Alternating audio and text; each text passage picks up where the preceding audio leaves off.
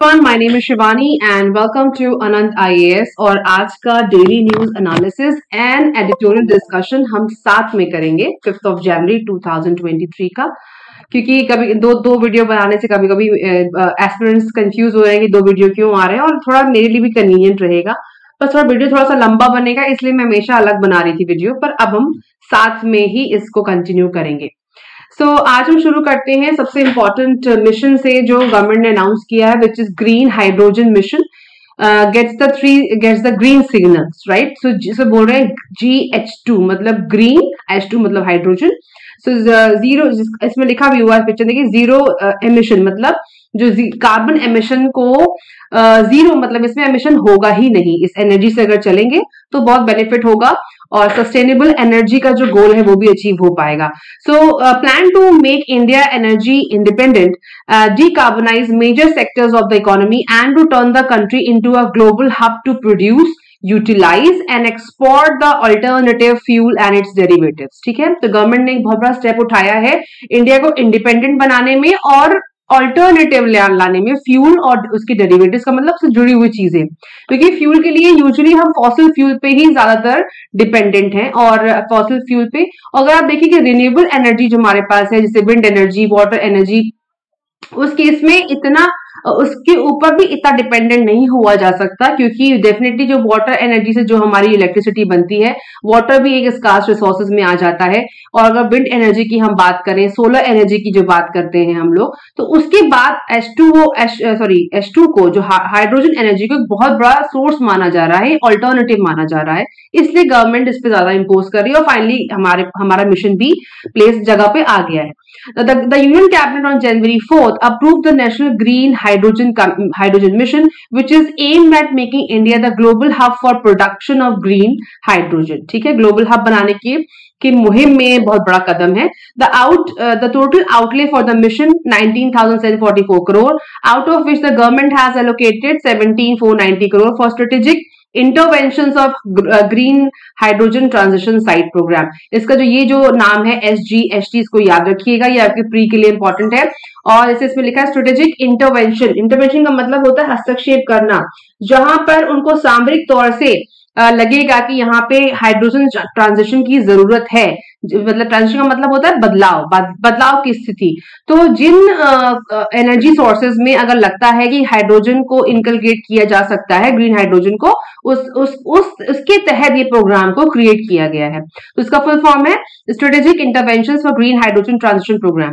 1466 crore for the upcoming pilot project allocate किए जाएंगे, 400 crore for R&D research and development में, और 338 करोड़ जो है वो अदर मिशन कंपोनेंट्स में लगाए जाएंगे। क्योंकि इसको क्रिएट करने में एक बहुत बड़ा सेटअप लगता है। आपने अगर आप आगे हम समझेंगे तो उस केस में R&D के लिए अलग, प्रोजेक्ट के लिए अलग और कंपोनेंट्स के लिए अलग अलग एलोकेशन की रिक्वायरमेंट रहेगी। The national hydrogen mission was launched on 15th of August 2021 with a view to cutting down carbon emissions and increasing the use of renewable sources of energy। ठीक है, इतना क्लियर है हमें। Now, Green Hydrogen Mission gets the signal and the Ministry of New and Renewable Energy। तो आप देखिए जो ministry है हमारी कौन सी मिनिस्ट्री है उसको देख रही है, the ministry of new and renewable energy will formulate the scheme guidelines for implementation. तो ये हमारी मेन मिनिस्ट्री है जिसकी देखरेख में काम सारा चलेगा, स्कीम चलेगी। The mission seeks to promote the development of green hydrogen production capacity of at least 5 MMT का full form million metric tonne per annum with the associated renewable energy capacity addition of about 125 gigawatt in the country by 2030। ये हमारा गोल है कि renewable energy की जो capacity है वो 125 gigawatt हमको करनी है 2030 तक। ठीक है, it will also result in cumulative reduction in fossil fuel. जो फॉसिल फ्यूल पर हम डिपेंडेंट है, जो कार्बन एमिशन, जिसमें कार्बन एमिशन का परसेंटेज बहुत ज्यादा है, उसमें हमको उसको रिडक्शन कम करने के लिए imports of over 1 lakh crore and abatement of nearly 50 MMT of annual green house gas emission by 2030। मतलब इसके तहत 1 लाख करोड़ का तो हम इंपोर्ट करते हैं, जिसमें सबसे बड़ा जो है हमारा कोल का इंपोर्ट है। ठीक है, कौन सी कोल का टाइप होता है, इसका प्रीवियस क्वेश्चन भी क्रिएट हुआ था। सो कोकिंग कोल एक होता है, एक जो हमारे यहाँ जो कोल अवेलेबल है, उसका जो कोयला मिलता है हमारे देश में जो निकाला जाता है, उसकी क्वालिटी इतनी बढ़िया नहीं है, तो हमें इंपोर्ट भी काफी ज्यादा करना पड़ता है एनर्जी बनाने के लिए, इलेक्ट्रिसिटी बनाने के लिए। सो उनका कहना है कि 2030 तक हम कितना बनाने की कोशिश कर रहे हैं, हमारा जो टारगेट है वो 125 गीगावाट जो एनर्जी बनाने का, रिन्यूएबल एनर्जी कैपेसिटी एडिशन का टारगेट है, उसके तहत इस कदम को उठाया गया है। और अब जो हमारा ग्रीन हाउस गैस एमिशन है, उसको भी 2030 तक का हमारा टारगेट है, जिसको हमें 50 अमेटमेंट ऑफ नियरली कितना जो क्रिएट करता है 50 MMT of annual green house gas emission में हमारा लग जाता है, उसको भी हमें कम करना है।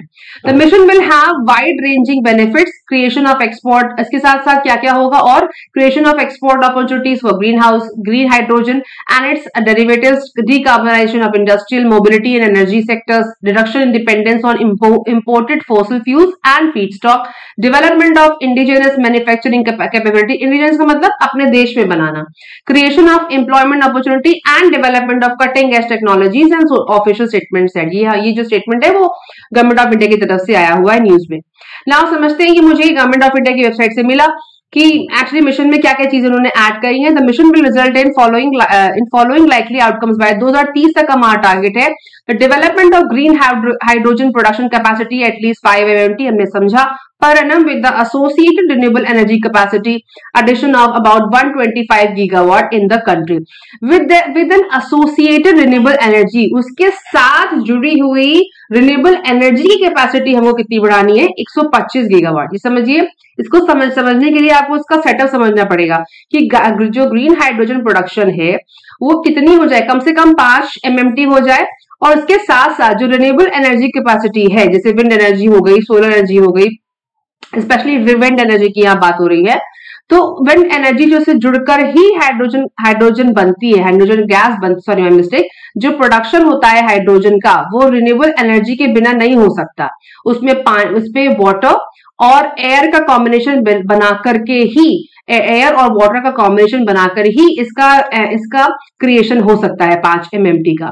सो वो ये कह रहे हैं कि जो रिन्यूएबल एनर्जी कैपेसिटी को 125 गीगावाट करना है कंट्री के अंदर, इसके साथ एसोसिएटेड, ठीक है, over rupees 8 lakh crore in total investment, ठीक है, creation of 6 lakh jobs, okay, cumulative reduction in fossil fuel import, जो हम करते हैं 1 लाख करोड़ का जो फॉसिल फ्यूल जो हम करने के लिए इंपोर्ट करते हैं, फॉसिल फ्यूल क्या क्या होते हैं, कौन कौन से नाम आते हैं, ये प्री के लिए इंपॉर्टेंट है। सो वो उसका हमें कम करना है। Abatement of nearly 50 MMT of annual greenhouse emission, जो हमारा एमिशन है 50 MMT का, उसको भी हमें कम करना है। अगर ऐसा नहीं करेंगे तो जो हमारी सस्टेनेबल एनर्जी गोल्स हैं वो हमारे अचीव नहीं हो पाएंगे। सो अबेटमेंट जो हमको इनकरेज क्या करना है, हमको इस केस में हमारे जो सस्टेनेबल डेवलपमेंट जो गोल्स है वो अचीव नहीं हो पाएंगे, और हमें जो अबेटमेंट का मतलब होता है बढ़ाना या उसको उकसाना, सो मतलब आगे बढ़ाना, राइट। सो जो हमारा एमिशन है उसको 50 MMT तक लेकर के आना है, जो ग्रीन हाउस गैसेस का एमिशन है। अब आगे बढ़ते हैं। नाउ GS2, जो इसको ध्यान रखिएगा, GS2 का मतलब है ग्रीन, S2 मतलब हाइड्रोजन। प्रोमिसेस एंड चैलेंजेस में बता रहे हैं, hydrogen produce is said to be green if it all inputs are green, जब इसके इनपुट्स भी हो। प्रोसेस का मतलब क्या होता है, प्रोसेस का मतलब होता है एक इनपुट होगा, कुछ आपके प्रोडक्ट में डाला जाएगा मशीन के अंदर, राइट, फिर वो प्रोसेस करेगा, फिर उससे हमारा आउटपुट क्रिएट होगा, इसे कहते हैं entire process, input process and output. ये हमारा प्रोसेस होता है किसी भी चीज को बनाने का। मेजॉरिटी में टेक्निकल लैंग्वेज में आपको समझा रही हूँ। वो यहाँ पे क्या कह रहे हैं कि वो ग्रीन कैसे होगा, जब उसका इनपुट भी ग्रीन होगा। Decarbonization plans of many countries include green hydrogen GS2 because combusting hydrogen releases only heat and steam. So ये समझिएगा कि जो हाइड्रोजन रिलीज होती है इस प्रोसेस के दौरान, तो वो क्या करती है, ओनली हीट और स्टीम में कन्वर्ट होती है, और फिर उसको एक जगह सिक्योर करके यूज किया जाता है। इसका एक प्रोसेस है, उसकी तहत ये लाइन बोली जा रही है। तो डीकार्बनाइजेशन प्लान जो है दूसरी बहुत कंट्री के जो डीकार्बनाइजेशन प्लान पे काम कर रही हैं, वो कंबस्टिंग हाइड्रोजन जो रिलीज होती है इस प्रोसेस में, वो ओनली हीट और स्टीम में ही कन्वर्ट होती है, रिलीज होती है। 60% of India's energy comes from fossil fuel source, ये हमारे लिए डेटा है मेंस के लिए। The production mode of choice of green hydrogen is through the electrolysis of water. ये भी समझेंगे इलेक्ट्रोलिसिस क्या, यही मेन चीज है। जो हाइड्रोजन क्रिएट होती है यूज करने के लिए, जो हाइड्रोजन एनर्जी क्रिएट होती है वो इलेक्ट्रोलिसिस के बाद ही क्रिएट होती है। India currently lakhs the required electrolysers and needs cheaper renewable energy, और हमारे पास इलेक्ट्रोलाइजर्स की बहुत कमी है और हमें सस्ती रिन्यूएबल एनर्जी चाहिए, जिसका रिन्यू का मतलब जिसका नवीनीकरण हो सके, नवीनीकरणीय जो एनर्जी है हमारी वो हमें सस्ती चाहिए। Now technologies to adopt hydrogen fuel cells for use in vehicles are largely immature in India। ठीक है, hydrogen leaks easily and liquid hydrogen reacts explosively with air, incurring significant storage and transport cost। अभी देखिए promises तो हैं, साथ में challenges भी हैं। सो ये आप मेंस के लिए इसको बिल्कुल क्योंकि मिशन आ गया है, इस मिशन से हमारे रिन्यूएबल एनर्जी पे क्या इम्पैक्ट पड़ेगा, हमारे फॉसिल फ्यूल का कंजम्पशन कितना होगा, इन सब को लेकर के मेंस में क्वेश्चन क्रिएट हो सकता है। और मिशन क्या है, जो मैंने आपको मिशन दिखाया, ये इसके ऊपर प्री में क्वेश्चन क्रिएट हो सकता है कि क्या क्या पॉइंटर्स इस मिशन में है। ये आपको गवर्नमेंट ऑफ इंडिया की वेबसाइट पे मिल जाएगा, डबल चेक करिए, अपने नोट्स क्रिएट करिए। Now what is green hydrogen, समझते हैं। Hydrogen gas can be used as a fuel in transportation, power generation and industrial activities। ठीक है, तभी तो उसको हम बनाने की कोशिश कर रहे हैं। It does not release greenhouse gas emissions। सबसे बड़ी बात ये है कि ये ग्रीन हाउस गैसेस को रिलीज नहीं करती, GHG बोलते हैं इसको, रिलीज नहीं करता। Such as carbon dioxide when it burn, जैसे वो बर्न होता है तो कार्बन डाइऑक्साइड CO2 का रिलीज यहाँ पर नहीं होता है। Green hydrogen is the name given to hydrogen gas that has been produce using renewable energy. इसको बनाने के लिए रिन्यूएबल एनर्जी का यूज होता है, such as wind or solar power. जैसे मैंने कहा, विंड एनर्जी और सोलर पावर एनर्जी को यूज करने के बाद ही हम GH2 को बना सकते हैं, which create no green house gas emission. क्योंकि इसका जो इनपुट लग रहा है वही जब ग्रीन होगा तो आप उसके बाद प्रोसेस होने के बाद जब वो आउटपुट क्रिएट करता है तो वो भी उसका ग्रीन होता है, इसलिए एमिशन का तो कोई सवाल ही पैदा नहीं होता as per the information available. Now first आप समझते हैं कि एक्चुअली प्रोसेस क्या है मोटा मोटी। World first for green hydrogen, इसको फ्यूचर फ्यूल भी बोला जाता है, ग्रीन हाइड्रोजन को फ्यूचर फ्यूल के नाम से भी जाना जा रहा है। ना देखिए इस स्टेप में क्या हो रहा है कि ऑफशोर जगह, ऐसी जगह जहां पे विंड एनर्जी क्रिएट होती है, वहां पर उसके पास ही हमारा प्लांट लग सकता है हाइड्रोजन क्रिएट करने का या एनर्जी क्रिएट करने का। तो जो यहां से एनर्जी आती है वो यहाँ पे एक जगह जहां पर पानी और हाइड्रोजन को इलेक्ट्रोलाइज किया जाता है, जैसे जो भी हमने समझा था कि वो इलेक्ट्रोलाइजर्स की कमी है, तो यहाँ पर पावर क्रिएट होती है। ठीक है, ग्रीन इलेक्ट्रिसिटी प्रोड्यूसेस हाइड्रोजन। तो ये जो ग्रीन इलेक्ट्रिसिटी यहाँ आ रही है, पानी के साथ मिलने के बाद ऑक्सीजन और पानी को अलग करके वो जो एनर्जी क्रिएट होती है वो बनती है H2, जो यूज करने लायक है और उसको हम सेफली स्टोर कर लेते हैं।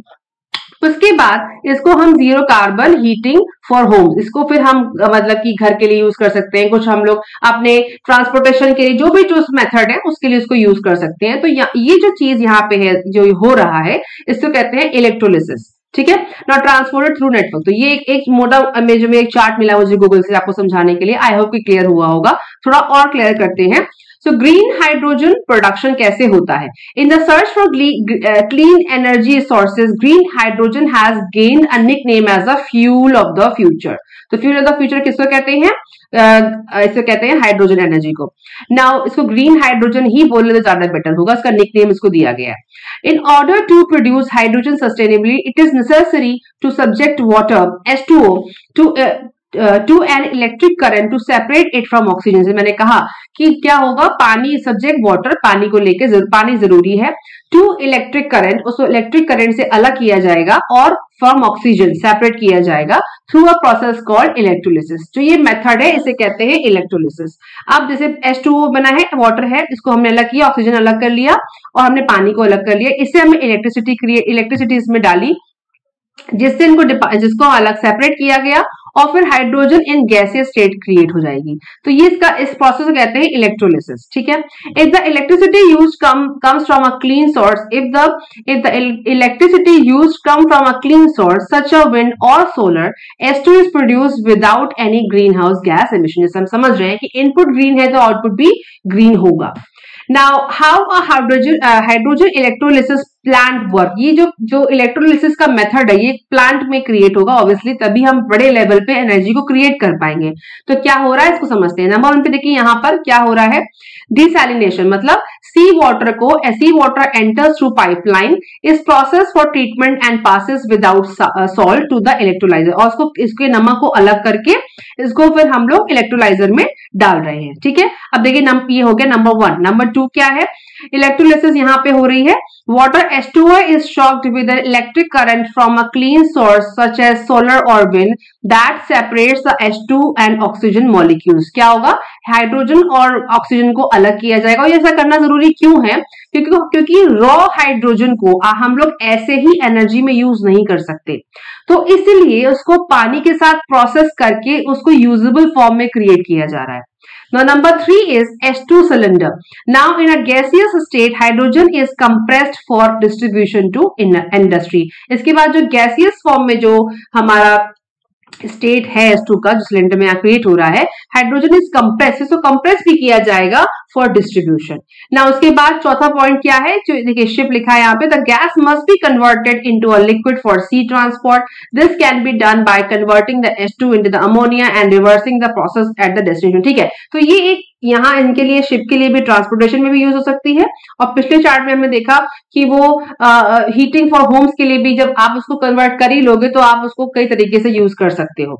नाउ नंबर 5 देखिए, O2 cylinders, oxygen generated from electrolysis can be sent to the industries for hospital. ठीक है, उनके यूजेस तो फिलहाल के लिए समझ लेते हैं कि electrolysis is the method through which we will convert the hydrogen and into a gaseous or steam form, then we can use it for the purposes which supposed to be. So यहाँ पे लिखा हुआ है, it is a priority for plants to be in port areas for transport logistics। ध्यान रखिएगा कि जो ये अगर विंड एनर्जी के साथ ही हमको इसको क्रिएट करना है तो डेफिनेटली हमारे जो प्लांट है वो पोर्ट एरियाज में ही होने पड़ेंगे, सो दैट कि हम बड़े लेवल पे इसको क्रिएट कर सके। ये वैसे मुझे ये पिक्चर एक वेबसाइट से मिली है जिसका नाम है थर्ड पोल, आप जाकर के उसको चेक कर सकते हैं। नाउ सुप्रीम कोर्ट, नेक्स्ट जो आप हमारे हेडलाइन है, Supreme Court stays order allowing UP local body polls without OBC reservation. तो सुप्रीम कोर्ट का जो रिजल्ट आना था वो आ गया। उन्होंने कहा है कि आप यूपी से कहा है कि आप जो लोकल बॉडीज है उनका चुनाव करा सकते हैं बिना ओबीसी रिजर्वेशन के, क्योंकि यूपी की मांग थी कि हम बिना ट्रिपल टेस्ट किए बगैर हम ऐसा नहीं करेंगे। और उन्होंने इलाहाबाद हाई कोर्ट के अगेंस्ट जाकर के सुप्रीम कोर्ट में अपील की थी और उनका रिजल्ट आ गया। उन्होंने कहा नहीं, आप करा सकते हैं, आपको उसके लिए वेट करने की जरूरत नहीं है। So on 27 December ordered election to be held without OBC reservation after discovering that Uttar Pradesh had not complied with the triple test. और उन्होंने कहा था, इलाहाबाद हाई कोर्ट ने कहा था कि टाइम नहीं है, टाइम अब आपके पास कि आप ट्रिपल टेस्ट कराएं, it's a time taking process, तो आप आगे बढ़ के चुनाव कराइए, क्योंकि बिना किसी इंपेरिकल इन्वेस्टिगेशन या डेटा के आप ट्रिपल टेस्ट को अप्लाई नहीं कर सकते, क्योंकि उसमें 50% से ज्यादा रिजर्वेशन देने की गुंजाइश नहीं है। और यूपी गवर्नमेंट कह रही थी कि नहीं, हमको तो हम बिना ट्रिपल टेस्ट के जाएंगे ही नहीं आगे। तो फाइनली सुप्रीम कोर्ट ने कह दिया है कि आप अलाउ कर दिया है कि आप जाइए, आप आगे बढ़िए और पोल कराइए। उसके बाद हम देखेंगे news, opposition to Karnataka Mahadayi river water project mounts in Goa. So Mahadayi river के ऊपर जो वाटर प्रोजेक्ट है उसको लेके कर्नाटका और गोवा में एक जिरा बहस चल रही है। Both the government and green groups in Goa are opposing the centre's recent approval for Mahadayi river water project in Karnataka, while Chief Minister Pramod Sawant called an all-party meeting of leaders in Panaji on Wednesday to discuss plans for leading a delegation to the center, demanding that it withdraw approval for the revised detailed project DPR. इसके लिए उन्होंने दोबारा से उसको request किया for dams on Kalasa and Banduri. If you remember, हमने इसको discuss किया था, डिटेल में नहीं किया था, पर कलासा बंदूरी मैंने आपको दिखाया था वो कौन कौन से कनाल हैं जो इसके ऊपर बन रहे हैं। तो कलासा बंदूरी भी कहते हैं, उसको महादई रिवर प्रोजेक्ट भी कहते हैं। तो गवर्नमेंट ने इसको अप्रूव किया। उसको फिर से एक बार हम लोग देख लेते हैं मैप में कि ये देखिए कलासा यहाँ पे है, बंदूरी इस तरफ है, और ये महादई रिवर गोवा से आ रही है, इधर से गोवा है, ये हमारा महाराष्ट्र है, ये हमारा कर्नाटका है। सो जो बड़ा कवरेज है, देखिए यहाँ से रिवर आई हमारी, उसके बाद ये यहाँ पे ट्रिब्यूट करी इस तरफ, और यहाँ पे कलासा बना, और ये हलतारा डैम भी है यहाँ पर, ये महाराष्ट्र में। उसके साथ जो बंदूरी डैम है वो हमारा कर्नाटका में बनेगा, और ये आगे जाके एक मालप्रभा रिवर भी है जो इसकी आगे जाके कनेक्ट करती है, इसके साथ नहीं आगे जाके बनती है। एक मैप में था, मैं लास्ट टाइम दिखाया था कि मालप्रभा रिवर पे बना है कि महादई रिवर पे बना है, तो महादई रिवर के आगे जाके इसको यहाँ पर डैम बनाया जाएगा। इसके ऊपर अभी डिस्कशन चल रहा है, इसमें और भी डिस्कशन आर्टिकल्स आएंगे, हम इसको डिटेल में एक बार फिर डिस्कस करेंगे। नाउ सर्विसेज पीएमआई आज की इंपॉर्टेंट न्यूज है इकोनॉमिक से जुड़ी हुई। Services PMI shows surge in December. Services PMI क्या चीज समझेंगे?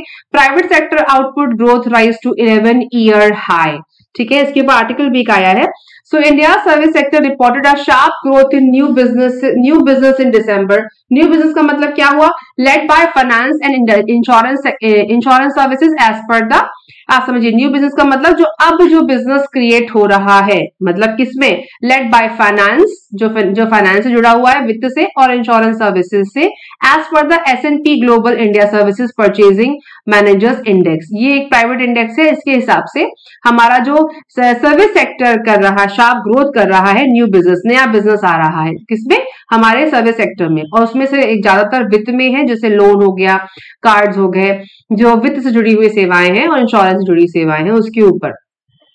Now this is 17th month in a row that new orders grew for services firms and uptick was sharpest since August 2022 as per a survey based by PMI Business Index Activity, which reflected the strongest pace of overall growth in services mid 2022. अभी समझते हैं कि actually PMI क्या है? The Purchasing Managers Index (PMI) is an economic indicator derived from the monthly survey of the private sector companies. ध्यान दीजिएगा, previous question बनते हैं ऐसे ही कि PMI क्या है, CMIE क्या है। CMI भी एक थिंक टैंक है, प्राइवेट थिंक टैंक है। उसके बाद गवर्नमेंट ने कहा भी है कि जिन्होंने डेटा दिया अनएम्प्लॉयमेंट का 8.6 समथिंग, उस पर रिलाई मत करिए, आज ही के पेपर में। So purchasing managers index is an economic indicator derived from the monthly survey of the private sector companies.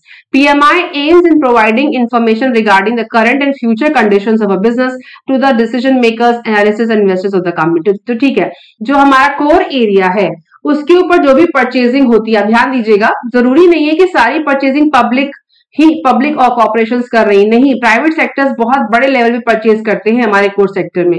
तो ये इंडेक्स उन्होंने बनाया है और उनके हिसाब से हमारी जो पीएमआई दिखा रहा है, जो आउटपुट है वो राइज कर रहा है 11 ईयर हाई। ठीक है, ये उनका डेटा है सर्विसेज को लेकर के। ठीक है, तो इसमें ध्यान देने वाली बात क्या है कि पीएमआई क्या है और इसका मकसद क्या है, क्यों बना है, थिंक टैंक है कि प्राइवेट ऑर्गेनाइजेशन है, इस तरह के क्वेश्चन क्रिएट होते हैं।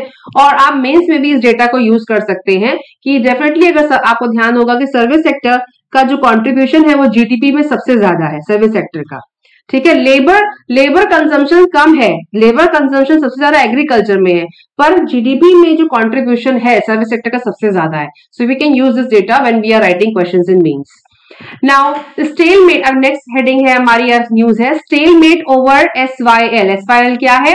सतलज यमुना लिंक की जो बहस चल रही है पंजाब और हरियाणा के बीच, वो इनकंक्लूसिव निकली है। क्यों कह रहे हैं वो ऐसा? द स्टेलमेट ओवर द, मतलब पुराने मित्र, बासी या पुराने, over the Sutlej Yamuna link canal for the focal point of a water sharing dispute. देखिए, वाटर शेयरिंग डिस्प्यूट हमेशा हमारे लिए GS2 के पर्पज से इंपॉर्टेंट रहे हैं, GS1 के पर्पज से भी इंपॉर्टेंट रहे। Haryana and Punjab continued on Wednesday as the meeting over the issue remained inconclusive. कोई रिजल्ट नहीं निकला। The meeting was held in New Delhi in which Union Jal Shakti Minister Gajendra Singh Shekhawat, और हुआ क्या? After meeting, Haryana Chief Minister Manohar Lal said no consensus was reached. He said the Supreme Court in its decision had ordered that SYL canal should be constructed, but instead of discussing this pivotal issue, Punjab Chief Minister Bhagwant Mann and his administrative wing were asserting that there is no water in the state. और वो कह रहे हैं कि पंजाब के जो chief minister कह रहे हैं कि हमारे पास पानी है ही नहीं, हम आपको दे क्या। तो अब आप समझते हैं कि इनकंक्लूसिव क्यों निकला, क्योंकि एक स्टेट मना कर रहा है। उसको मैप में देख लेते हैं कि आप देखिए हिमाचल है, चंडीगढ़ और पंजाब। ठीक है, यहाँ से हम भाखड़ा डैम से शुरू करेंगे, गोविंद सागर यहाँ पे है और भाखड़ा डैम से शुरू करेंगे। आप देखिए बाउंड्री यहाँ पर आ रही है, बाउंड्री यहाँ पे, तो मतलब गोविंद सागर हिमाचल में यहाँ पे निकली नांगल डैम। उसके बाद ये मूव हो रही है यहाँ पे और हमारा 92 किलोमीटर का कैनाल ऑलरेडी कंप्लीट हो चुका है। और ये जो जगह बताई, ये जो डैश डैश से बना हुआ है, ये यमुना सतलज लिंक कैनाल इसी को बोला जा रहा है। तो पंजाब, क्योंकि डेफिनेटली यहां से आने के बाद ही यहाँ पे हरियाणा में एंटर करती है, तो पंजाब के पास काफी कवरेज है इस कैनाल का। तो पंजाब कह रहा है कि हमारे पास पानी है ही नहीं, हम आपको दे कहां से। उसके बाद यमुना कैनाल जो है यहाँ पर हरियाणा में कमाल की जगह, यहाँ आप देखें डैश यमुना कैनाल, ये यहाँ पर ऐसे जाती है जो हरियाणा को फैसिलिटेट करती है, हेल्प करती है। उसके बाद यमुना यहाँ पे उत्तर प्रदेश में एंटर करती है। सो ये स्केल करने वाला मैप नहीं है, इसे समझने के लिए है कि ऐसे, इसलिए इसका रिजल्ट अभी इनकंक्लूसिव है। हो सकता है इसमें आने के लिए आगे आने वाले समय में और डिस्प्यूट क्रिएट होता है तो न्यूज और आएगी। नाउ अब समझते हैं इंपॉर्टेंट न्यूज साइटेक से कि ताल Kaveri is south India top star party destination. ताल कावेरी कहाँ है समझते हैं।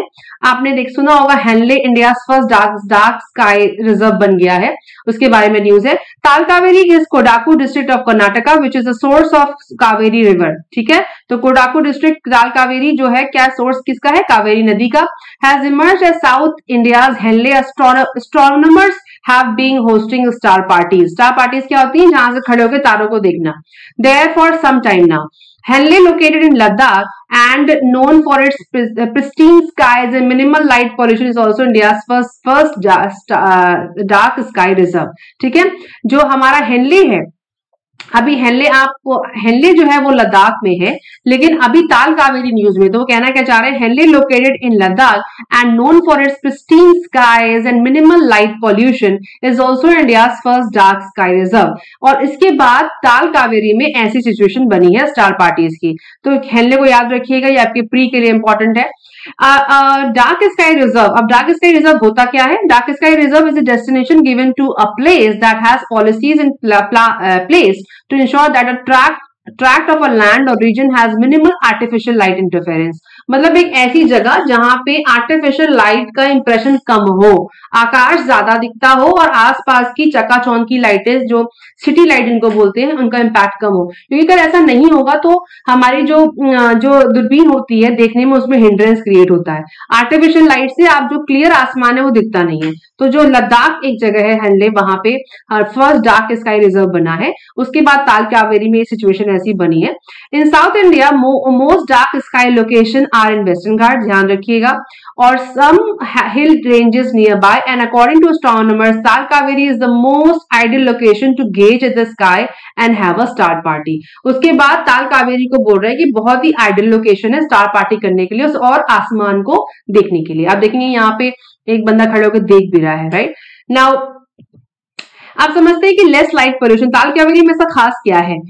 However Tal Kaveri is possibly the best dark night location in south India due to less light pollution. मतलब वहां पे लाइट पोल्यूशन कम होना चाहिए, आसपास की रोशनियां कम होनी चाहिए। In astronomy there is something called the Bortle scale which measures the night skies brightness of a location on a 9 level numerical scale. The lesser the numerical scale it qualifies for better dark sky for location. तो एक astronomy में एक scale होता है जिसे कहते हैं bottle scale. उसमें क्या माना जाता है कि जितना ही कम उसका नंबर होगा उतना बढ़िया क्वालिफाई करेगा वो जगह डार्क स्काई लोकेशन के लिए।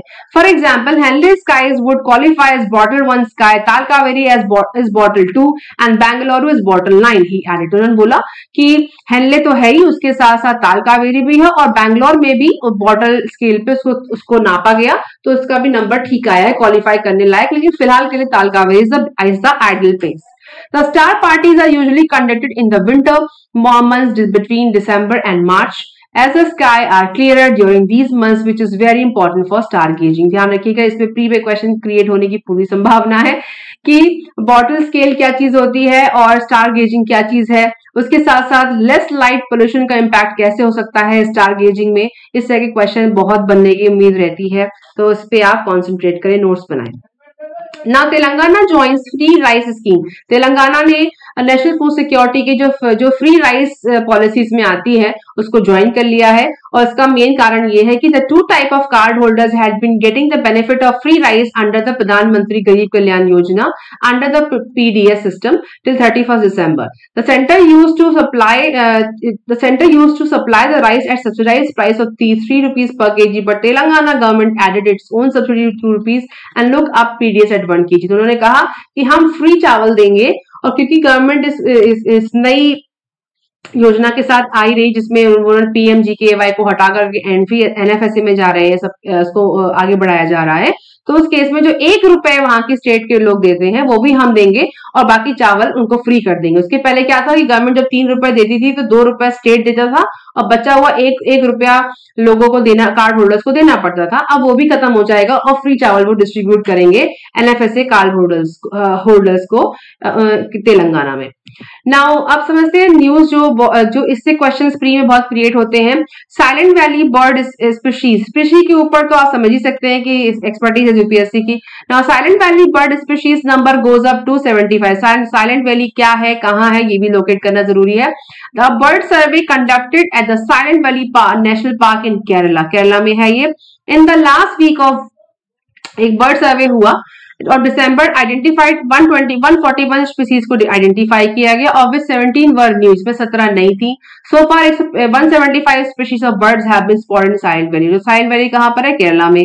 The survey held on December 27, 28, 29 mark the 30th anniversary of the first bird survey in silent valley. ठीक है, although the first survey was held in the last week of December. अच्छा, समझने वाली बात यहाँ पे क्या है कि जो आपको नोट डाउन करनी चाहिए कि the survey was held in association with the Kerala natural history society. इसके ऊपर एक क्वेश्चन क्रिएट हुआ है प्री में, पहले अगर आप ध्यान देंगे कि केरला नेचुरल हिस्ट्री सोसाइटी का काम क्या है।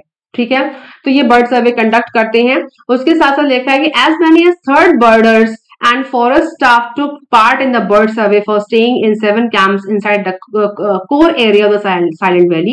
Wildlife warden S. Vinod said that another bird survey would soon be held in the buffer zone of the national park. अब आगे इंपॉर्टेंट चीज हमारे लिए यहाँ पे ये है कि brown would owl, new species कौन कौन सी, वेरी बहुत इंपॉर्टेंट है, इसको आप लिख लीजिए एक जगह।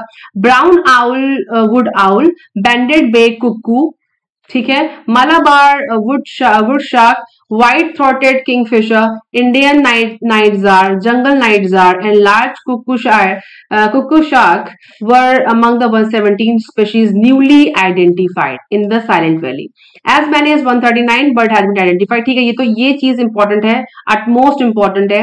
उसके बाद among the birds, अच्छा, birds such as crimson backed sunbird, yellow browed bulbul, black bulbul, Indian white eye, and Indian swiftlet were found in abundance in Silent Valley. Silent Valley officials said several species endemic to high elevation area were so identified during the survey. Among the birds they cited were Nilgiri laughing thrush, Nilgiri flower pecker, brown-cheeked fulvetta, black and orange flycatcher, gray-headed canary flycatcher, greenish warbler, common shivshak, Titler's leaf warbler, Shaheen falcon, Nilgiri wood pigeon and Malabar whistling thrush. आपको मैं बताऊं कि जो term आपको लगता है कि आपने पहले कहीं सुने, जैसे हमने सुना हुआ है कुकू, राइट, कुकू हो गया, उसके बाद हमारा नीलगिरी वुड पिजन हो गया, इवन देन यहाँ पे एक और वर्ड में देखा greenish warbler, falcon, yes, shaheen falcon.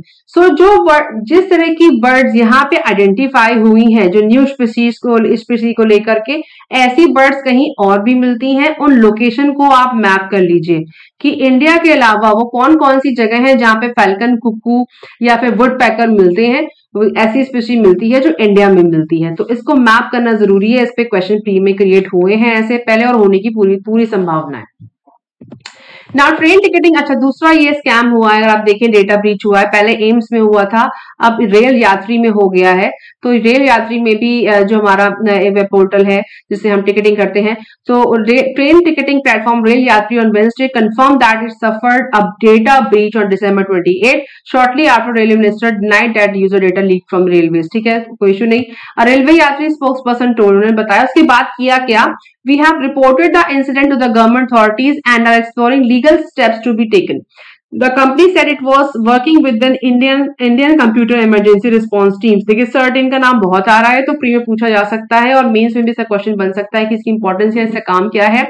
or to investigate the breach and audit its security system. Our platforms have proper authorization and authentication in place, and access to the application is through HTTPS, and servers are behind firewalls which can be accessed through VPN only by authorized team. तो उनको data breach हुआ है, इसके पहले AIIMS में भी हुआ था और अब यहाँ पे हुआ है, तो गवर्नमेंट ने डिनाई किया, पर ठीक है, उन्होंने कहा हमने रिपोर्ट किया और सर्टेन उस पर काम कर रहा है, इन्वेस्टिगेट कर रहा है।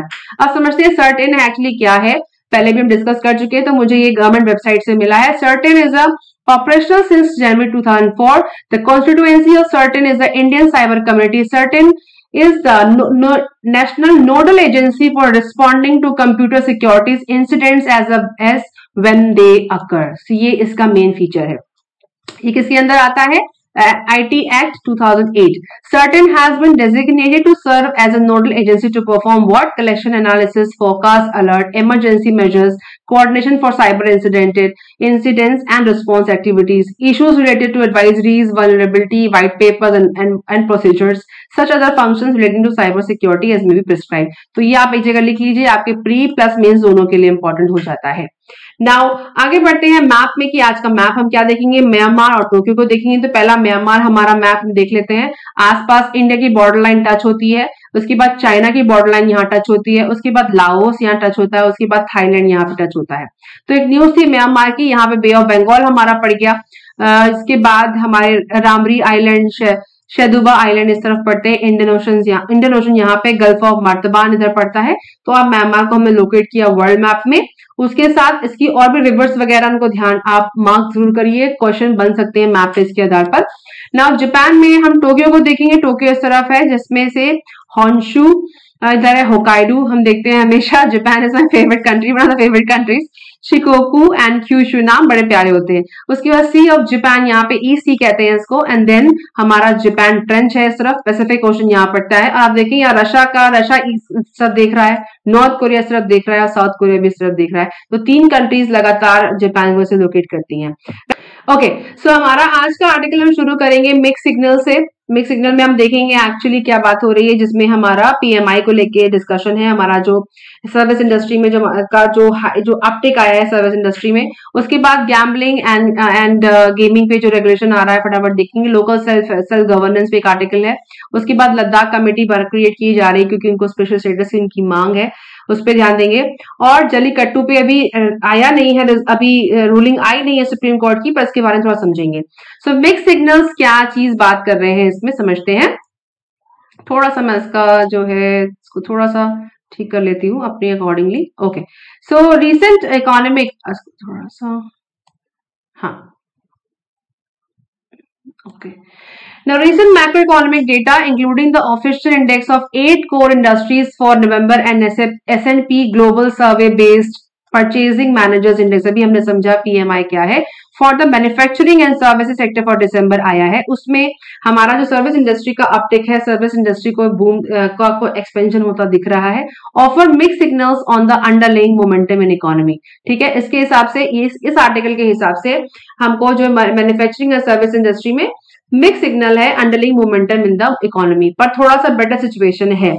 नाउ समझने वाली यहाँ बात क्या है कि double digit expansion in cement, coal, electricity and steel let the index higher. अब जो एक्सपेंशन कहाँ हो रहा है, cement, coal, electricity and steel में। However on the sequential basis contraction in 6 of the 8 sectors including in the heavyweight sectors of electricity and refining products। समझने वाली बात यहाँ पे क्या है कि ये एक्सपेंशन हो रहा है वो क्यों हो रहा है, सिर्फ इन्हीं इंडस्ट्री में ऐसा क्या खास बात हो गई। Only production of coal and cement expanded both year on year and month on month. क्यों? Signalling that non power demand for coal and construction activity may have begun gaining some traction in the third fiscal quarter. The uptrend in cement is heartening as a consumption of the key building materials spans the job intensive housing। क्यों कह रहे हैं कि cement में आगे growth हो रही है और इलेक्ट्रिसिटी की डिमांड बढ़ रही है, इसलिए कोल का कंजम्पशन बढ़ रहा है। क्यों? क्योंकि जॉब इंसेंटिव हाउसिंग बढ़ रही है। समझ रहे हैं? जॉब इंटेंसिव का मतलब क्या है? ऐसी जगह लोग रह रहे हैं जहां जॉब के चक्कर में वो यहाँ वहां रह रहे हैं और उनको घर चाहिए। सपोज करिए कि यूपी का रहने वाला दिल्ली चला गया, उसको घर चाहिए किराए पे, तो वहां के जो लोग हैं रेंटेड हाउस बना रहे हैं, तो उनको सीमेंट चाहिए घर बनाने के लिए, इलेक्ट्रिसिटी चाहिए, उनको पावर चाहिए, तो उसके लिए कोल, सीमेंट और स्पेशली वो कह रहे हैं कि जो month on month, year on year consumption बढ़ रहा है, इसका मेन कारण ये है। And infrastructure segments and it sustain could help undergird broader economic momentum, और ये मोमेंटम को और आगे बढ़ा सकता है अगर ऐसी डिमांड इंक्रीज होती रही। ठीक है, 12.3 year-on-year and 15.1 sequential expansion in coal output is also a positive augury, as it indicates an improvement in availability of the fuel to fire captive power plants and furnaces in the crucial process in metal making industry। इतना ही समझने वाला है इसके अंदर। इस data को सिर्फ हम इतना ही यूज कर सकते हैं, आगे बहुत टेक्निकलिटी में ज्यादा जाने से अच्छा अंडरस्टैंडिंग क्रिएट करना। मैं हमेशा कहती हूँ आर्टिकल को समझिए अपनी अंडरस्टैंडिंग को क्रिएट करने के लिए, ना कि उसको कॉपी करना। कॉपी करने से कोई फायदा नहीं है, समझिए इसमें आर्टिकल कहना क्या चाह रहा है। राइट, अब आगे वाले में चलते हैं फटाक से। So gambling and gaming and gambling, ठीक है, उसके पहले यहाँ एक बॉर्डर लाइन मिस हो गई, इसको पढ़ लेते हैं। द पीएमआई सर्वे शोज, ये पीएमआई का सर्वे है, वो शो करता है that overall output charge inflation across the private sector has intensified, कि जो इन्फ्लेशन है इसको ध्यान, ये बहुत इंपॉर्टेंट है, ये मिस हो रहा था, कि ओवरऑल आउटपुट चार्ज पहली बार ऐसा देखा गया है कि जो हमारा आउटपुट है उसमें इन्फ्लेशन आया है, ना कि इनपुट में। ध्यान दीजिएगा, has intensified the manufacturers reporting inflation in selling price outpacing gains in input cost for the first time in almost 2.5 years। Policy makers can ill afford to drop their guard on inflation at this stage. और government को इस समय अपना inflation control को रोकना नहीं चाहिए, क्योंकि वो कह रहे हैं कि इनपुट में नहीं, इनपुट में तो ठीक है कॉस्ट लग रही है, आउटपुट में इन्फ्लेशन है। क्योंकि ध्यान दीजिएगा, अगर इनपुट में इन्फ्लेशन होता है, महंगाई इनपुट वाली चीजों में बढ़ रही है, तो डेफिनेटली आउटपुट में भी इन्फ्लेशन बढ़ेगा, महंगाई बेचेंगे। जब आप माल महंगा लगा रहे हो तो आप बेचोगे भी तो महंगा। पर वो कह रहे हैं कि इनपुट में कोई इन्फ्लेशन नहीं है, पहली बार ऐसा हो रहा है, फॉर द फर्स्ट टाइम हमारे आउटपुट में इन्फ्लेशन बढ़ रहा है। मतलब हम जो माल बना रहे हैं वो सस्ते में बना रहे हैं, पर वो बिक महंगे मिल रहा है। तो इस सिचुएशन में आने पे, अभी इस पे आर्टिकल और आ सकते हैं, बहुत इंपॉर्टेंट चीज हाईलाइट हुई है। तो इस केस में अभी गवर्नमेंट को अपना जो गार्ड कर रहे हैं ना इन्फ्लेशन को, उसको रोकना नहीं चाहिए, उसको चलते रहना चाहिए, आर्टिकल कह रहा है। अब आते हैं गेमिंग एंड गैम्बलिंग पे। आप सबको पता है, इतने आर्टिकल हम कर चुके हैं, पता होना चाहिए, नहीं है तो वीडियोस देखिए मेरे पुराने वाले। उसमें ये है कि अभी जो ये कोड ऑफ कंडक्ट बना रही है गवर्नमेंट ऑफ इंडिया मेटी के अंदर, मेटी इज द नोडल मिनिस्ट्री, इसके अंदर जो बना रही है उसकी अभी प्रपोजल दिया गया है, उसका फीडबैक अभी आना बाकी है, 8 जनवरी तक आएगा, उसके बाद तक शायद आ जाएगा। उस केस में कुछ सवाल पूछ रहा है article. Some of the proposed measures such as establishment of self regulatory body, collection of know your customer information from players and appointment of the grievance officer within the company is already in place। तो ये कुछ questions पूछे गए हैं, जो पूछ रहा है आर्टिकल, जो अनआंसर्ड है, कि केवाईसी कैसे कराएंगे, वहां की सेल्फ रेगुलेटरी बॉडी जो आप बनाएंगे उसका चार्ज कौन लेगा, कौन मैनेजर होगा, कौन ग्रीवियंस हैंडल करेगा, कौन केवाईसी करेगा। स्टेट सच एज, और उसके बाद ये भी कह रहे हैं कि तमिलनाडु जैसे स्टेट के लिए स्ट्रिक्टर रेगुलेशन की जरूरत है, जो वहां के हालात है उसको देख करके, क्योंकि वहां के लोग बहुत ज्यादा रियल मनी गैम्बलिंग में है, जिसके लिए जो ड्राफ्ट बन रहा है वो उतना सफिशिएंट शायद नहीं होगा। Now so far the industry has staved off several bans by mounting legal challenges, arguing that they offer games of skill and अच्छा हाँ, game of skill end game of chances, जिसका इस पे भी क्लैरिटी नहीं है कि स्किल पे क्या बात हो सकती है, क्योंकि गेम से जरूरी नहीं है कि बैटिंग के लिए हो, वो आपके स्किल पे भी डिपेंड कर सकता है। बच्चे ही बहुत सारे गेम खेलते हैं, और इसके साथ साथ हमारा एक होता है चांस का मतलब बैटिंग, कि आपने बेट किया कितना होगा, उसके बाद अगर आप हार गए पैसा आपका डूब गया।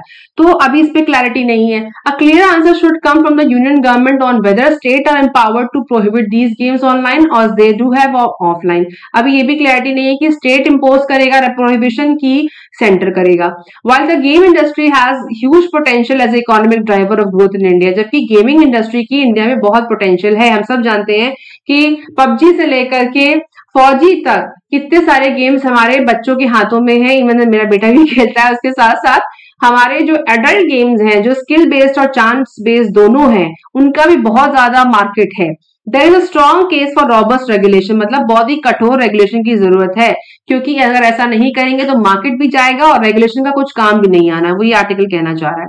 The government has indicated that the definition of online game which is limited in draft amendment to wagering platforms may be expanded in future. Wagering का मतलब जिसको खेलने के बाद कुछ आउटपुट मिलेगा, पैसा मिलेगा, बेटिंग का पैसा मिलेगा, वेज क्रिएट करता है। नाउ चाइना का बड़ा अच्छा एग्जांपल यहाँ पे दे रहे हैं कि चाइना में ऐसी पॉलिसी है कि अगर कोई भी बच्चा अगर गेम खेल रहा है, यंग गेमर्स हैं, तो कुछ समय के बाद उनका जो फोन है उतने घंटों के बाद जो डेली लिमिट है उस लिमिट के ऊपर जैसे ही वो खेलेंगे तो वो उनका एप्लीकेशन लॉक हो जाएगा। अगर ऐसा कोई रेगुलेशन आप बना पाए तो हमारे जो यंग गेमर्स हैं उनका नुकसान भी नहीं होगा। तो ऐसे हमें दूसरी कंट्रीज से भी हम हेल्प ले सकते हैं, मतलब आइडिया के लिए बोल रहे हैं। It has also been indicated that in future it will try to curb violent, addictive or sexual content in video games. There should be widespread public consultation to ensure that economic rights, individual freedom and social imperatives remain in balance. तो सभी ये तो ठीक है, understanding वाली बात है, पर अभी जब ड्राफ्ट आएगा फाइनल तब और क्लैरिटी इसके ऊपर आ जाएगी। अच्छा, नेक्स्ट हमारा जो आर्टिकल है वो हमारा सेल्फ गवर्नेंस को लेकर के है, जिसमें लोकल सेल्फ गवर्नेंस जो हमारी म्यूनिसिपैलिटीज हैं उनका कितना रोल है इसके बारे में डिस्कशन कर रहे हैं। तो वो कहना क्या चाह रहे हैं कि 73-74 कॉन्स्टिट्यूशनल अमेंडमेंट के बाद भी हमारी पंचायत और म्यूनिसिपैलिटीज को बहुत ज्यादा अथॉरिटी नहीं मिली। इवन देन कहीं कहीं ऐसा लगता है कि स्टेट गवर्नमेंट जो है वो कहीं कहीं डोमिनेट कर जाती है। इवन जो उनकी पावर है, जो रेगुलेशन है और इम्प्लीमेंटेशन में काफी फर्क है। तो क्योंकि ऐसा क्यों है, क्योंकि हमारा जो संघवाद का जो ढांचा है उसमें जो पंचायत और म्यूनिसिपैलिटीज की जो पावर्स हैं, जो हमारा जो स्थानीय स्टेट गवर्नमेंट के लेवल पे जो फंक्शनरीज हैं उनकी जो पावर है वो सीधे संविधान से नहीं आती है। तो क्या कहना चाह रहे हैं, इन दिसंबर 92 parliament pass 73 third 74 constitutional amendment which instituted panchayat and municipalities respectively. These amendments mandated that state government constitute panchayat at the village, block and district level and municipalities in the form of municipal corporation, municipal councils and nagar panchayat in every region. ये तो कहा गया। Now despite these reforms, municipal government are also often seen to be ineffective in addressing even the most basic need of citizens such as reliable water supply, walkable footpaths. Urban residents tend to blame corrupt local politicians for these civic woes, और क्योंकि उनकी जो power कम है तो उनकी जो basic requirement है हमारे जो सिटीजन्स की है उसको पूरा नहीं कर पाती है। उसकी वजह से हम जो सिटीजन है वो करप्ट पॉलिटिशियन को बोलते रहते हैं कि उनकी वजह से काम नहीं हो पाया। और अभी जो हम सेलिब्रेट कर रहे हैं वो तीसरी एनिवर्सरी सेलिब्रेट कर रहे हैं इस रिफॉर्म की, तो हमको समझने की जरूरत है कि जो कॉन्स्टिट्यूशनल रिफॉर्म है इनका हमारी स्टेट बॉडीज को लेके क्या रियल पिक्चर है, इसको समझने की जरूरत है।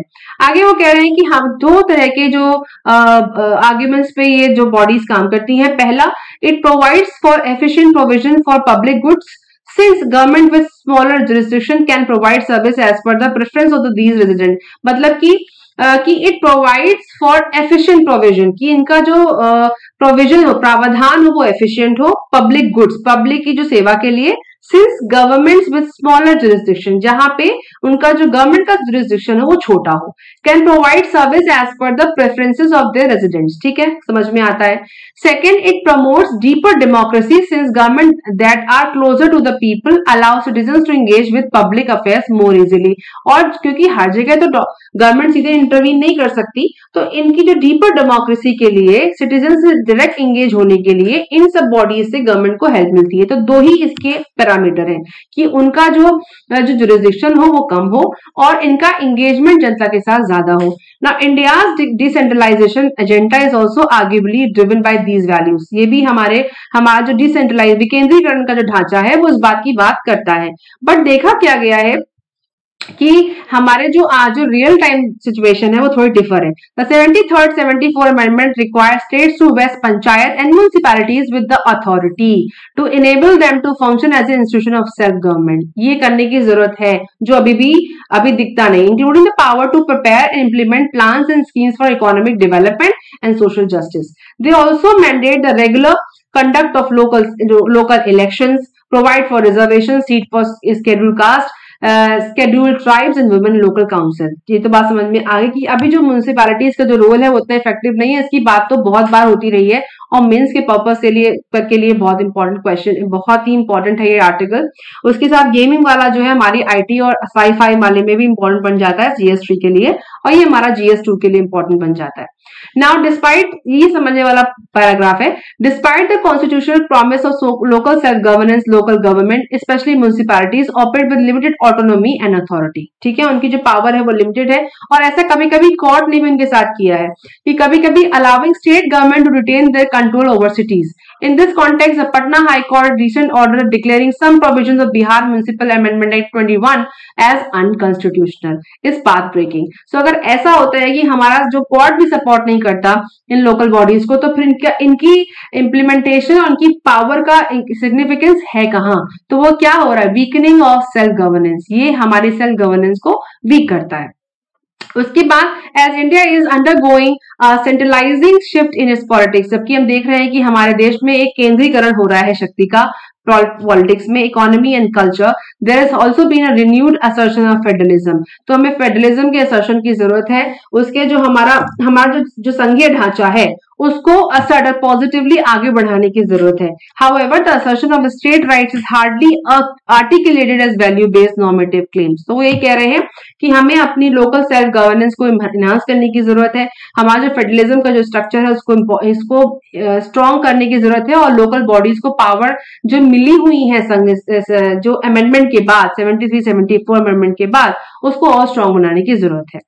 आगे जो हमारा आर्टिकल है वो हमारा है लद्दाख को लेकर के। तो लद्दाख के जो लोग हैं उन्होंने अभी फिलहाल के लिए कमेटी बनाई गई है कि उनको स्पेशल स्टेट का ओहदा दिया जाए कि ना दिया जाए, पर लद्दाख के जो लोग हैं वो इस बात के लिए अड़े हुए हैं। इसके चलते कमेटी बनाई गई है, और उसमें और ये हुआ कब कि उनको एक्साइटमेंट तब ज्यादा फील हुई, कैसे कमेटी फॉर्म हुई कि civil society group in Ladakh have been demanding protection of land resources and employment for the past 3 years after the special act of erstwhile state of Jammu and Kashmir under 370 of the constitution were read down by parliament on August 5, 2019। जैसे ही उनको 5 अगस्त को 2019 को पता चला कि 370 का constitution 370 article Jammu and Kashmir का जो स्टेटस का स्पेशल स्टेट का ओहदा पढ़ दिया गया है, वैसे ही उनको लगा कि हमें इसकी मांग करनी चाहिए। The fear of big businesses and conglomerates taking away land and jobs from the local people have contributed to this demand। और उसका मतलब है जो लोग बड़ा बिजनेस है, जो बड़े बिजनेस करने वाले हैं, जॉब की दिक्कत है, लोगों को वहां के लोगों को सर्वाइव करना पड़ रहा है, उसको चलते भी उनको स्पेशल स्टेट की डिमांड की बात वो लोग रख रहे हैं। और इसके साथ साथ वो ये भी देख रहे हैं the committee will discuss measures to protect the region's unique culture, language, taking into consideration its geographical location and strategic importance। अब समझते हैं कि ये होगा किस शेड्यूल के अंदर होगा। तो 6 शेड्यूल के अंदर इसको स्पेशल एक्ट मिलता है states को।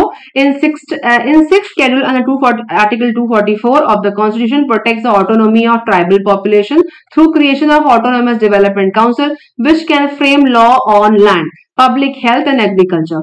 As of now 10 autonomous council exist in Assam, Meghalaya, Tripura and Mizoram, और ध्यान रखिएगा इसमें मणिपुर नहीं है। सो आर्टिकल 6 जो हमारे संविधान का 6 शेड्यूल आर्टिकल 244 के अंदर किसी स्टेट को ऑटोनॉमस डेवलपमेंट काउंसिल के तहत वहां के लिए नियम बनाए जाते हैं, और जिसमें मणिपुर नहीं है, आसाम, मेघालय, त्रिपुरा, मिजोरम आता है। As per 2011 census, the total population of Ladakh is 2,74,289 and nearly 80% of them are tribal. So tribal state है और वहां की ज्योग्राफिकल लोकेशन को देख करके वो डिमांड कर रहे हैं। अब अगर देखा जाए तो डिमांड तो छत्तीसगढ़ भी तेलंगाना भी कर रहा है, तो वो डिपेंड करता है गवर्नमेंट के ऊपर कि वो इसको करते हैं कि नहीं। और गवर्नमेंट का जो स्टैंड वो यहाँ पे उन्होंने मेंशन किया है कि गवर्नमेंट के दिमाग में ऐसा कोई सीन अभी फिलहाल के लिए नहीं है। उन्होंने लिखा not keen to give any special status, अभी कोई उम्मीद नहीं है। कमेटी बन गई है। A report tabled in Rajya Sabha on December 13, 2022 quoted MHA officials that the Ladakh administration recently increased the reservation for the scheduled tribes in direct recruitment for 10 to 45%, which will significantly help the tribal population their development। उसके बजाय वहां पे MHA ने official ने बताया कि Ladakh administration ने अभी फिलहाल के लिए एसटी ट्राइब के शेड्यूल्ड ट्राइब के लिए डायरेक्ट रिक्रूटमेंट में 10 से 45% का इजाफा किया है, जो वहां के ट्राइबल पॉपुलेशन को कैटर करने के लिए सफिशिएंट है और गवर्नमेंट ने अभी इसकी जो आर्टिकल कह रहा है कि गवर्नमेंट अभी कोई इंटरेस्टेड लग नहीं रही है, पर फिर भी उन्होंने कमेटी बनाई है, तो आने वाले टाइम में इसका पता चल सकता है। नाउ जो लास्ट आर्टिकल आज का है वो जल्लीकट्टू के बारे में है। जल्लीकट्टू पे भी सुप्रीम कोर्ट की रूलिंग अभी आनी है कि ये प्रैक्टिस क्रूअल है कि नहीं है, कि वो वहां के कल्चरल एक्टिविटी के लिए है या वहां के जानवरों के लिए कितना बेनिफिशियल है, अभी क्लियर होना बाकी है। पर हमारे लिए मेंस के पर्पज से हमसे क्या प्रिपेयर कर सकते हैं, सिर्फ इतना पैराग्राफ मुझे लगता है अभी के लिए पढ़ना सही है कि द प्राइमरी क्वेश्चन, अब देखिए केस कैसे प्रेजेंट हो बीइंग प्रेजेंटेड नाउ, अभी तक कैसा प्रेजेंट हुआ है। The primary question involve is whether Jallikattu should be granted constitutional protection as a collective cultural right under article 29(1), a fundamental right guaranteed under part 3 of constitution to protect the educational and cultural rights of citizen। पहला सवाल ये है कि इसको constitutional protection दिया जाना चाहिए cultural rights के आधार पे कि नहीं, आर्टिकल 29(1). देन दूसरा है उसके साथ साथ इसमें जो क्रुएलिटी एक्ट है, prevention of cruelty to animals conduct Jallikattu rules 2017 perpetuate cruelty to animals or were actually a means to ensure the survival and well-being of the native breeds of bulls। ये भी जरूरी है। उसके साथ the apex court then scrutinized the question of whether the new Jallikattu law were relatively to Article 48 of the Constitution, which urged the state to endeavor to organize agriculture and animal husbandry on modern and scientific lines। तो इन सब questions पे अभी result आना बाकी है, और जब ये आएगा तो उसके ऊपर एक डिटेल आर्टिकल फिर से आएगा, तो उसके साथ रिजल्ट भी समझ में आ जाएंगे कि कितना ये क्रुएलिटी भरा है भी या नहीं। The Constitution Bench also looked into whether Jallikattu and bullock cart race laws of Karnataka and Maharashtra would actually subserve the objective of prevention of cruelty to animals under the Prevention of Cruelty to Animals Act 1960। बहुत सारे act की बात यहाँ पे हो रही है। ध्यान दीजिए इस पिक्चर पे कि ये जो पिक्चर में एक्चुअली क्या हो रहा है, एक बुल है, उसके हम्प जो यहाँ पे जो कुबड़ होता है, हम्प होता है, इसके ऊपर जो वहां की जो सवारी कर रहे हैं, जो ये गेम खेलते हैं, उस पे एक जो बंदा है उसके बुल इसके हम्प के ऊपर सवार होकर के ये जब बुल भागता है तो ये भी इसके साथ एक खेल है, ये इसके साथ भागते हैं।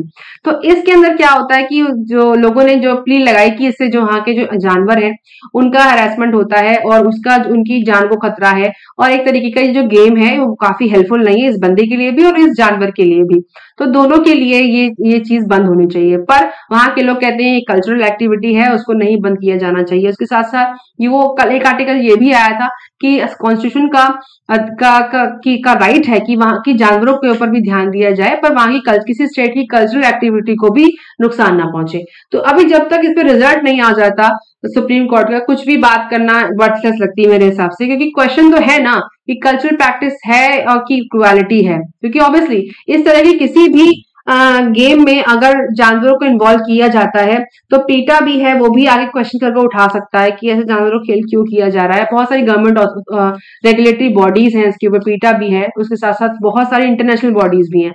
तो सवाल कितना जेन्युइन है तभी क्लियर होगा जब सुप्रीम कोर्ट का रिजल्ट आएगा। ठीक है, तो ये थे आज के आर्टिकल्स जो हमने डिस्कस किए, और आई होप कि आप कि ये जो पूरा जो डिस्कशन हमने आज किया वो आपको समझ में आया होगा, डेली न्यूज एनालिसिस और आर्टिकल्स। और